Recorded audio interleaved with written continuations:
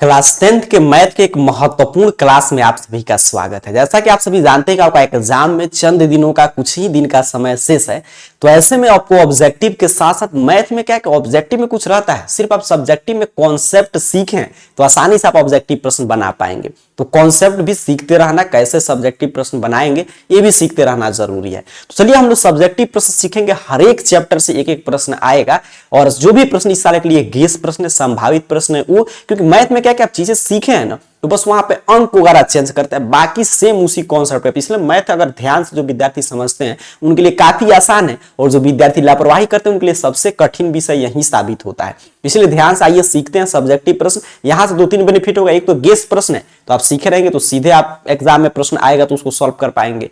Objective subjective के ही concept बनता है तो ऑब्जेक्टिव आपका ऑटोमेटिक कमांड हो गया इस पे। और उसके साथ साथ आपको ये सीखना जरूरी है कि 2 अंकीय 5 अंकीय प्रश्न आए तो ऑब्जेक्टिव बनाते बनाते समय हमारे अंदर क्या आ जाता है हैबिट कि हम ज्यादा कुछ नहीं लिखते हैं लैंग्वेज, सीधे बस कैलकुलेशन करेंगे, आंसर निकाल देंगे। और यही हमारी कमजोरी साबित होता है सब्जेक्टिव। और सब्जेक्टिव में 50 ही न कर सकते हैं, आपको 50 लाना नहीं, आपको मैथ में 90 प्लस 95 100 में 100 लाने की कोशिश करना है। तो क्या लैंग्वेज डिमांड रहता है एक प्रश्न में कि 2 अंकीय प्रश्न है तो कितना भाषा उसमें जो है लिखना जरूरी है, कितना लैंग्वेज जो है कॉन्सेप्ट लिखना जरूरी है 5 अंकीय प्रश्न में, ये भी सीखेंगे हम लोग। तो आइए सीखते हैं, एक एक प्रश्न आने जा रहा है, हर एक चैप्टर से प्रश्न आएगा, ध्यान से समझिएगा।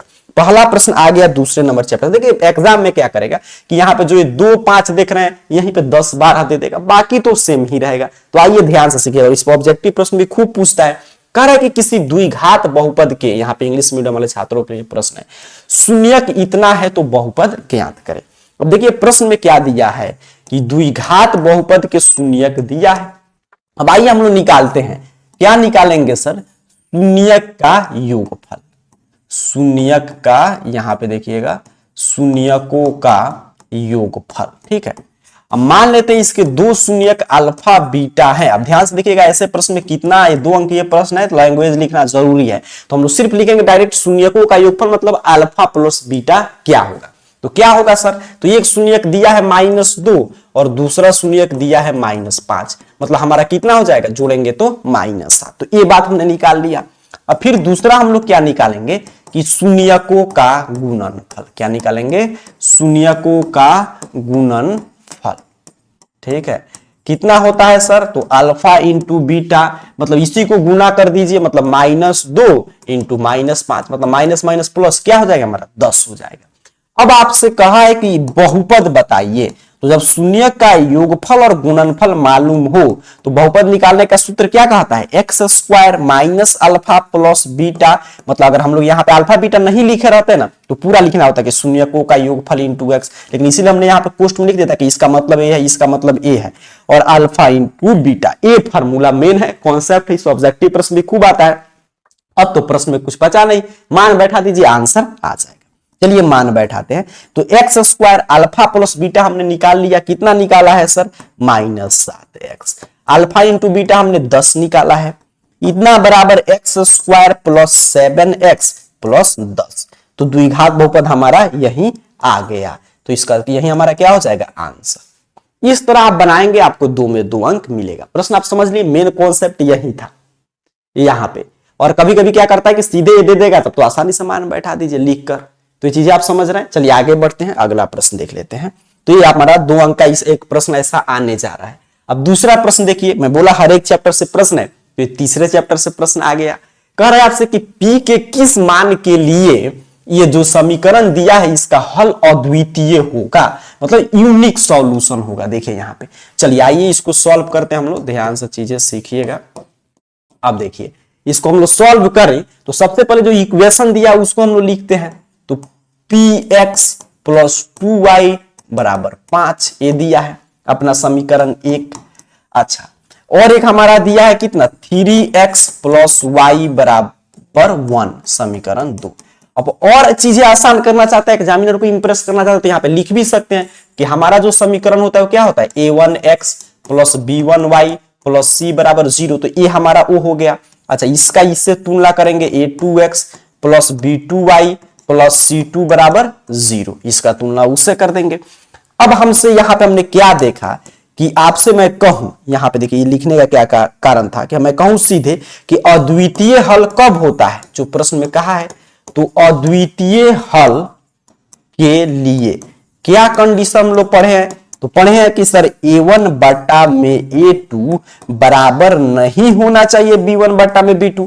मतलब अगर a1 बटा a2 बराबर नहीं है b1 बटा b2 तो कहते हैं समीकरण युग्म का हल क्या है? अद्वितीय है, मतलब एक ही हल आएगा। रेखाएं कैसे होगी? प्रतिच्छेदी होगी। समीकरण युग्म कैसा होगा? संगत होगा, तभी तो अद्वितीय हल होगा, एक सॉल्यूशन होगा। अब मान बैठा दीजिए, इतना बराबर इतना होता है। अब आप एग्जाम में नीचे बनाइएगा, मैं इधर लिख दे रहा हूं, या a1 बटा a2। तो a1 में क्यों लिखा था कि a1 a2 का मुझे मान नहीं बताना पड़ेगा, मैं सीधे मान बैठाऊंगा। a1 का कितना है? p है। अच्छा, a2 कितना है हमारा? 3 है, बराबर नहीं है b1 कितना है? 2, और b2 कितना है? तो y के पहले कुछ नहीं है तो क्या है? 1। या p बराबर नहीं है सर, तिरछा तिरछा से गुना करेंगे तो 1 से गुना किए p, और यहाँ पे 6। अब क्या पूछा है कि p के किस मान के लिए इसका अद्वितीय हल है? तो वही एक लाइन लिख दीजिएगा। इसीलिए p बराबर नहीं है 6 के लिए दिए गए, जो भी समीकरण दिया है, दिए गए समीकरण युग्म का अद्वितीय हल होगा।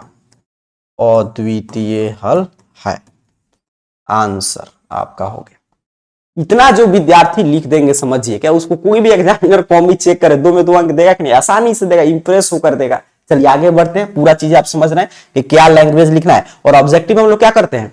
सीधे यही बनाकर आंसर निकालते हैं, बाकी सबसे कोई मतलब नहीं। ऑब्जेक्टिव तो इस पे आएगा ही आएगा, लेकिन बस इतना ही से मतलब रखते हैं। आगे बढ़ते हैं, अगला प्रश्न देख लेते हैं।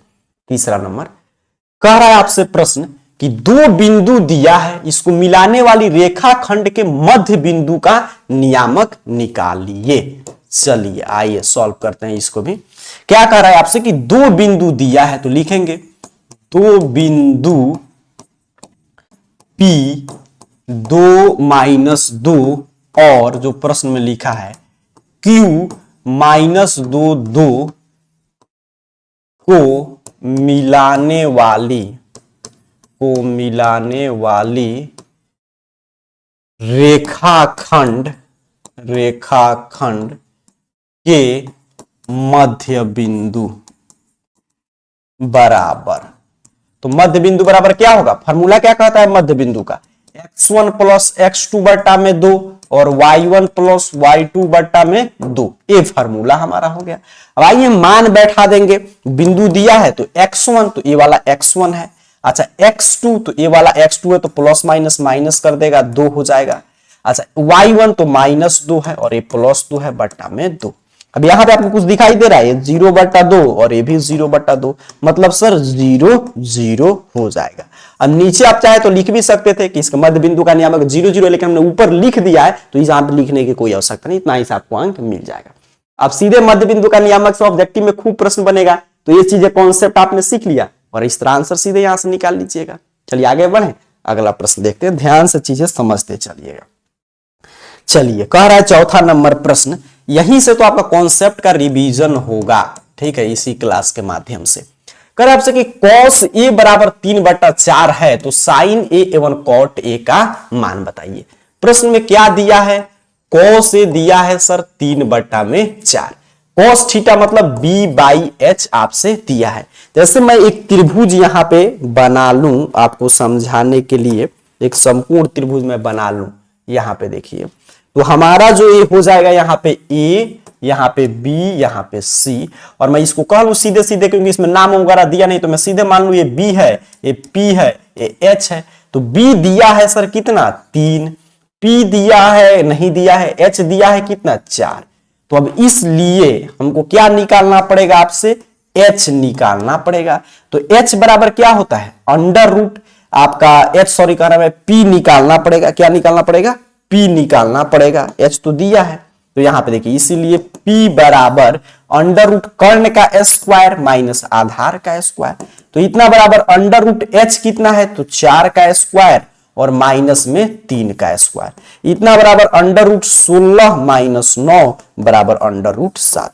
मैंने मतलब P भी हमने निकाल लिया अंडर रूट 7। अब आपसे कोई भी त्रिकोणमितीय अनुपात पूछे आप आसानी से बता सकते हैं। आइए बता देते हैं जो मान पूछा है।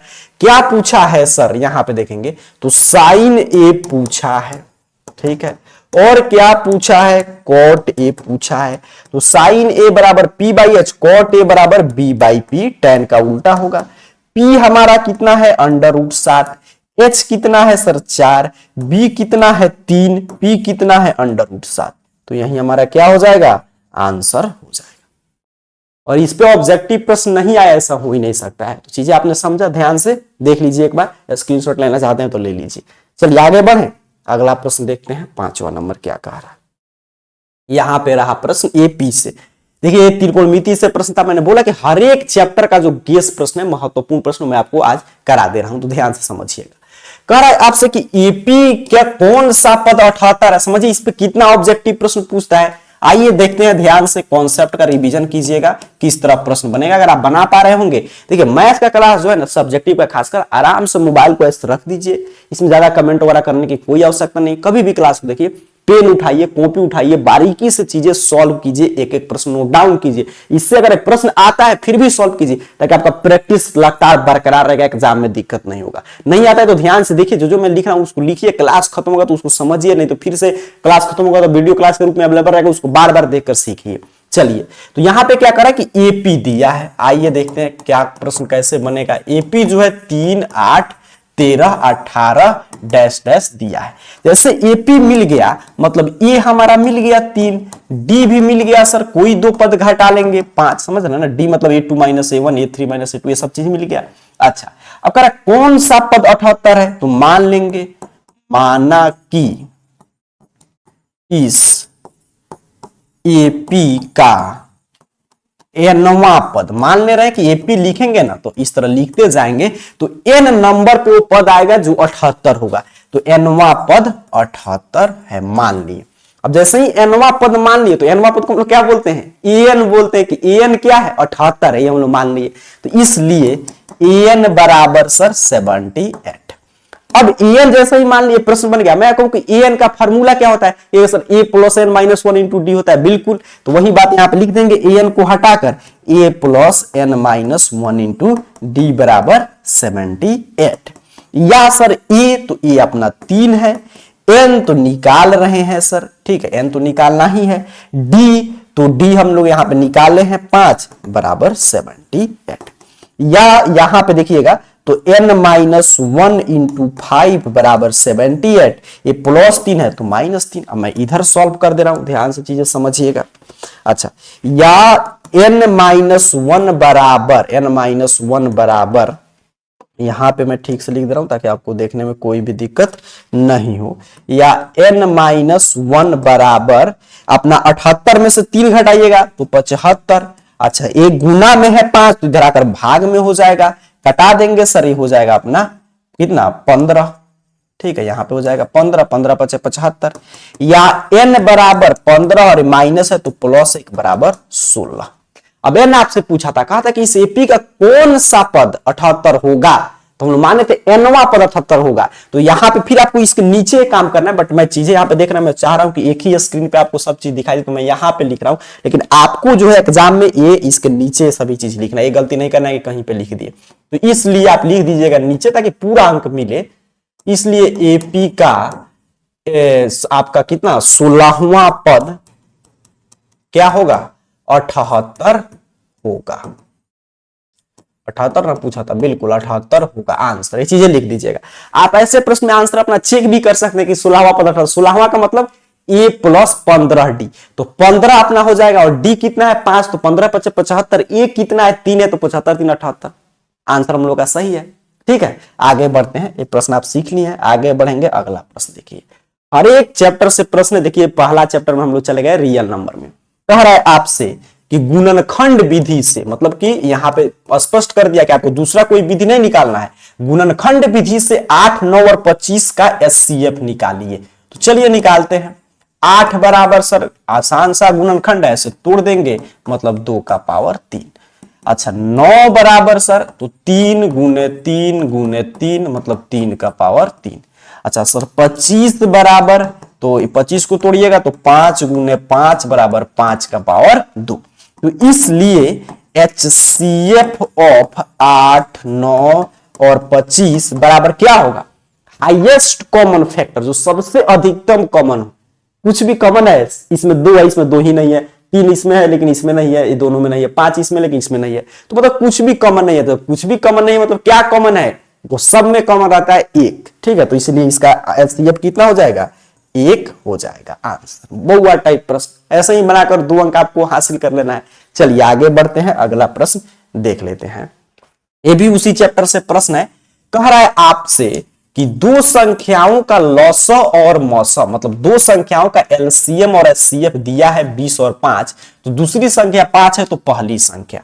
अब क्या क्या दिया है, तो चूंकि 2 संख्याओं का मौसम दिया है प्रश्न में, ठीक है। देखिए मौसम मतलब एचसीएफ दिया है, कितना दिया है, तो एचसीएफ यहां पे दिया है, बाद वाला एचसीएफ है 5, एलसीएम दिया है, कितना दिया है, लॉसव 20, और चूंकि पहली संख्या दूसरी संख्या दिया है, ठीक है, दूसरी संख्या दिया है, पहली संख्या निकालना है, तो वही लिखेंगे चूंकि दूसरी संख्या बराबर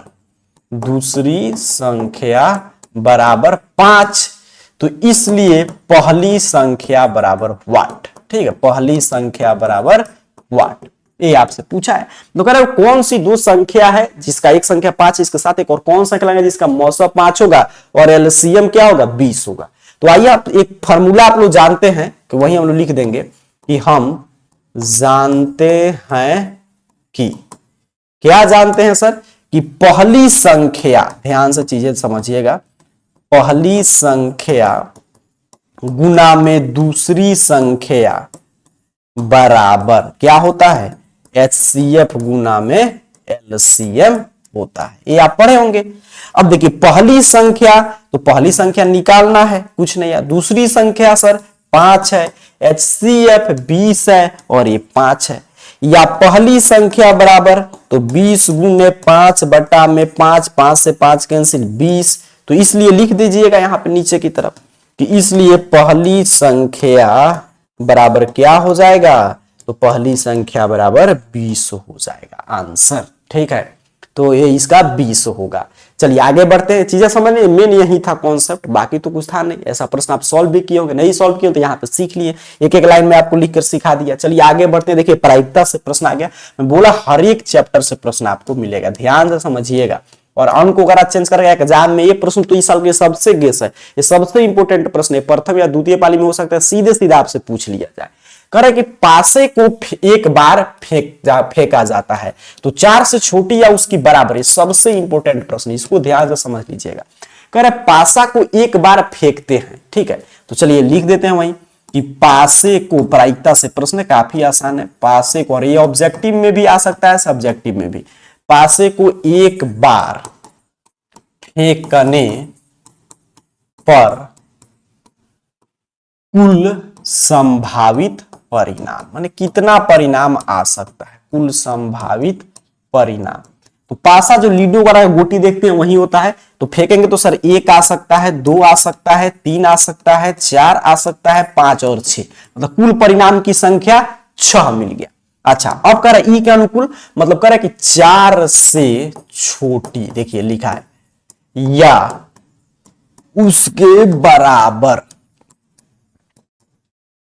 बराबर संख्या, तो 4 से छोटी या उसके बराबर, तो 4 से छोटी क्या होगा, 1 2 3, अच्छा उसके बराबर भी तो 4, मतलब कुल परिणाम कितना हो गया, ई के अनुकूल परिणाम 4 हो गया। तो इसीलिए आप चाहे तो लिख भी सकते हैं कि पी पूरा लिख करके प्रायिकता, चाहे सीधे आप लिख सकते हैं अभिष्ट प्रायिकता, तो जो पूछा है वो प्रायिकता क्या हो जाएगा, 4/6, इनके अनुकूल 4, कुल परिणाम 6, कटा देंगे सर 2 से कटाएंगे, 2/3 हमारा आंसर आ जाएगा। देख लीजिए, चलिए आगे बढ़े, इसमें कुछ नहीं करना था। अब इस पे ऑब्जेक्टिव खूब पूछता है और सब्जेक्टिव में आपने समझा तो ऑब्जेक्टिव में कोई दिक्कत नहीं होगा। अगला प्रश्न देखिएगा 9 नंबर प्रश्न, काफी शानदार सा प्रश्न है, ये प्रश्न खूब आता है, ये भी ऑब्जेक्टिव में भी और सब्जेक्टिव में। कह रहा एक डाटा दिया है, अच्छा कह रहा है कि इसका माध्य जो है 25 है, तो x + y का मान निकालिए। अब देखिए 3 चीजें हैं, माध्य, बहुलक और आपका माध्यक। माध्य का मतलब औसत, बहुलक का मतलब जिसकी बारंबारता अधिक हो, जो सबसे अधिक बार है, और माध्य का मतलब जो बीच में हो। तो माध्य मतलब औसत दिया है। अब क्या कह रहा है कि चूंकि 40, 15, 15, 18, 22, 29, x 32 y का माध्य बराबर कितना है 25। अभी माध्य कैसे निकाला होगा, ये चीज मैं आपसे कहूं कि माध्य कैसे निकाला होगा, तो आप कहेंगे सर ये पूरा जोड़ा है, बिल्कुल जोड़ा है। जैसे मतलब माध्य क्या होता है कि ई मतलब कुल परिणामों की संख्या बटा कुल संख्या, कुल परिणामों की मतलब योगफल बटा कुल परिणामों की संख्या, तो कुल परिणामों का योगफल तो 40 plus 15 plus 15 plus 18 plus 22 plus 29 plus x plus 32 plus y, और ये कितना है तो यहां पे देखिए कितना है, तो 1 2 3 4 5 6 7 8 9 है, तो 9 बराबर 25। तो यहां पे हम लोग देखें तो ये इसमें और है y एंड 29 है, ठीक है, यहाँ पे 29 भी है। तो ये चीजें देख लीजिएगा, मेन कॉन्सेप्ट यही था। तो इसको जोड़ेंगे हम लोग, हमारा आ जाएगा 185 और बराबर और प्लस में x और प्लस में अपना y बराबर 25 गुना में 9। एक बार ऐड करके देख लीजिएगा, बाकी चीजें तो सही होना चाहिए। x प्लस वाई बराबर 50 से 25 में 9 से गुना करेंगे तो अपना हो जाएगा 225 और माइनस 185 बराबर 40 आंसर, क्योंकि x y का मान पूछा था। मेन जो कॉन्सेप्ट है अपने से एक बार ऐड करके देख लीजिएगा और आंसर बता दीजिएगा क्या सही उतर रहा है। मेन कॉन्सेप्ट ये सीखना था कि औसत पूछा है, मतलब कि ये आपका जो है यदि मतलब कि पूछा है कि वितरण ये दिया है, इसका माध्य 25 है, तो मतलब औसत निकाला होगा। बस आगे तो यहाँ से गुना है भाग में, तो गुना में और जोड़ कर घटा लीजिएगा, एक्स वाई छोड़ दीजिएगा, मान निकल जाएगा। चलिए आगे बढ़ते हैं और अंतिम प्रश्न यहाँ पे देखते हैं हम लोग। 10 नंबर प्रश्न देखिए। अच्छा यहाँ पे मैं देखूं, ठीक है, 9 था हमारा और ये 10 नंबर प्रश्न है। देखिए कितना शानदार सा प्रश्न है, सिद्ध करने वाला अंतिम प्रश्न। कह रहे हैं आपसे कि सिद्ध करे कि इतना बराबर इतना होता है। तो कह रहे सेक क्यू, ठीक है, क्यू का मतलब आप क्यू से आपको दिक्कत हो रहा है तो थीटा ही समझिए, ये थीटा है, ठीक है, ये थीटा हम लोग कर दे रहे हैं। अब चीजें ठीक है कि sec theta minus tan theta का होल स्क्वायर बराबर 1 माइनस साइन थीटा बटा में 1 प्लस साइन थीटा आपको लाना है। तो LHS लेके चलते हैं हम लोग, RHS ला देंगे। LHS बराबर sec theta minus tan theta का होल स्क्वायर, ठीक है, क्यू भी आप लिख सकते थे, कोई उसमें दिक्कत नहीं, क्यू ए जो पूछे। अब ये होल स्क्वायर, आप सेक को हम लोग चेंज करें तो ये हो जाएगा 1 बटा कॉस थीटा। अच्छा टेन को चेंज करेंगे तो ये हो जाएगा आपका टेन कितना होता है, साइन थीटा बटा में कॉस थीटा होता है, आप जानते हैं, इसका होल स्क्वायर है। अब यहाँ पे कॉस हमारा लघुत्तम हो जाएगा। अच्छा ऊपर देखिए तो 1 माइनस साइन थीटा होगा और इसका होल स्क्वायर। अब ऊपर वाला का स्क्वायर करें तो 1 माइनस साइन थीटा का होल स्क्वायर और नीचे वाला का स्क्वायर करेंगे तो कॉस स्क्वायर थीटा। ये चीजें क्लियर है। अब यहां पे देखिएगा तो 1 माइनस साइन थीटा का होल स्क्वायर और कॉस स्क्वायर थीटा बराबर क्या होता है, 1 माइनस साइन स्क्वायर थीटा। तो मैं इसको लिख सकता हूं 1 माइनस साइन स्क्वायर थीटा, बिल्कुल लिख सकता हूं। या इतना बराबर 1 माइनस साइन थीटा का होल स्क्वायर मतलब 2 बार है, तो 1 minus sine theta into 1 minus sine theta, इसको हम लोग लिख सकते हैं। अच्छा ये देखिए तो ए स्क्वायर माइनस बी स्क्वायर, क्यों ए स्क्वायर, क्योंकि एक का स्क्वायर कीजिएगा तो एक ही आएगा, तो ए स्क्वायर माइनस बी स्क्वायर के फॉर्मूला पे चला गया। तो ए स्क्वायर माइनस बी स्क्वायर बराबर क्या होता है, ए वाला फॉर्मूला की बात मैं कर रहा हूं, तो ये होता है कि ए प्लस बी और इंटू में ए माइनस बी। तो वही बात हम लोग लिख देंगे कि 1 प्लस साइन थीटा और इंटू 1 माइनस साइन थीटा। फिर इसका स्क्वायर करेंगे तो ए स्क्वायर, तो 1 का स्क्वायर 1 और माइनस बी स्क्वायर हो जाएगा। अच्छा 1 माइनस साइन थीटा से 1 माइनस साइन थीटा कैंसिल, क्या बचा ऊपर 1 माइनस साइन थीटा, नीचे क्या बचा 1 प्लस साइन थीटा। तो यार ना गया RHS, देख रहे हैं आ गया हमारा LHS बराबर RHS, तो प्रूव्ड हो गया। तो ये 10 जो है मैं आपको गेस प्रश्न कराया, ये काफी महत्वपूर्ण प्रश्न, इसको बार बार देखकर जरूर सीख लीजिएगा। बाकी सब क्लासेस इस चैनल पे जारी है, कौन सा क्लासेस कब आता है और सब अपडेट के लिए आप टेलीग्राम वगैरह व्हाट्सएप चैनल पे AR कैरियर पॉइंट इस चैनल का नाम सर्च करके ज्वाइन हो सकते हैं।